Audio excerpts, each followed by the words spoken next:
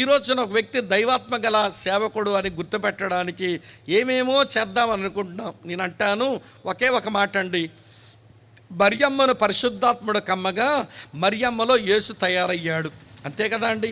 క్రిస్మస్లో మనం ఆలోచించేది పరిశుద్ధాత్ముడు మరియమ్మను కమ్మగా మరియమ్మలో యేసు తయారయ్యాడు.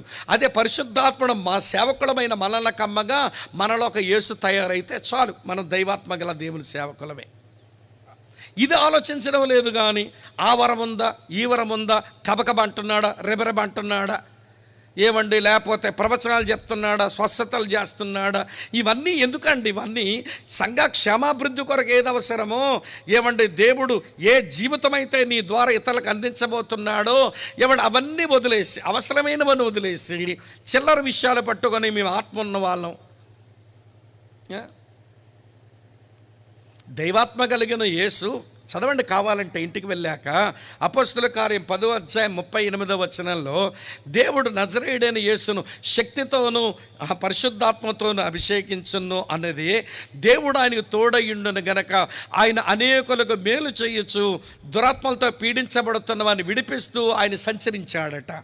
పరిశుద్ధాత్మను పొందిన వారు యేసయ్య లక్షణాల లోపల ఉత్పన్నమవుతూ ఉండగా డూయింగ్ గుడ్, మేలు చేసే మనస్తత్వంతోనే బతుకుతారు. అవతలోడు కీడు చేసినా మేలే చేస్తారు, అవతలోడు కీడు చేసినా మేలే చేస్తారు. వాళ్ళకు వచ్చిందంతా ఏంటనంటే మేలు చేయటమే వచ్చు, అంతే అన్నట్టుగా ఉండాలి. దైవాత్మ నొందిన దేవుని సేవకుడు ఎవడు ఎన్ని కీడు చేసినా తిరిగి మేలే చేస్తారండి వీళ్ళు. వినండి, మీరు జ్ఞాపకం చేసుకోండి ఒకసారి. చరిత్రలో ఒక సంగతి మీతో చెప్తాను. ఏమండి, జర్మనీలో ఒక 2 తెగల మధ్య యుద్ధం సంభవించినప్పుడు మధ్యలో ఒక పెద్ద గోడ కట్టేసుకున్నారట. మీకు మాకు దెబ్బలాట ఎందుకు, బెర్లిన్ వాల్ అని అంటారుగా. పెద్ద గోడ కట్టేసుకున్నారు.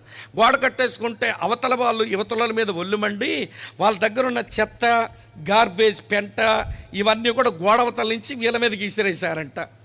విసిరేసిన తర్వాత వీళ్ళు ఆ చెత్త అవన్నీ చూసి మనమేమిద్దాం మన వాళ్ళకని ఆలోచన చేసి, వింటున్నారా, చివరకు వారు ఆలోచించి వీళ్ళేమిచ్చారంటే పళ్ళు, చాక్లెట్లు, మంచి స్వీట్లు యువతల నుంచి గోడ నుంచి అవతల దోసేశారంట. వాళ్ళకి చూడగానే ఆశ్చర్యం అనిపించింది. ఇదంటారా మనం గార్బేజ్, చెత్త, పెంట అటేస్తుంటే వాళ్ళేమో ఇటు స్వీట్లు ఫ్రూట్లు వేస్తున్నారేంటి, ఏమైంది వీళ్ళకని చెప్పి అందులో కూడా సాహసించి వీళ్ళ దగ్గరకు వచ్చి అడిగానట్టు గోడ దూకొచ్చి, మేమంతా చెత్త వేసాం కదా మీరేంటి ఇవన్నీ ఇస్తున్నారంటే, మా దగ్గర ఉన్నది ఇదే, అదే మేము ఇస్తున్నాం, మా దగ్గర ఉన్నది ఇదే మేము ఇస్తున్నాం. ఏమండి, మామిడి చెట్టు మీద ఒక రాయేసి కొడదాం, సేవకుడు నువ్వు రాయేసి కొట్టు, దాని దగ్గర ఉన్న మామిడికాయ ఇచ్చింది. పోకిరి వాడిని నేను వెళ్ళి రాయేసుకొని కొట్టాను, మళ్ళీ మామిడికాయ ఇచ్చింది. ఏమే మామిడి చెట్ట, సేవకుడు రాయితో కొడితే మామిడికాయ ఇచ్చావు, పోకిరి వాడిని నేను కొడితే నాకు మామిడికాయ ఇచ్చావు, ఏంటి నీ మనసు అంటే నా దగ్గర ఉన్నవి అవే. ఎవడన్నా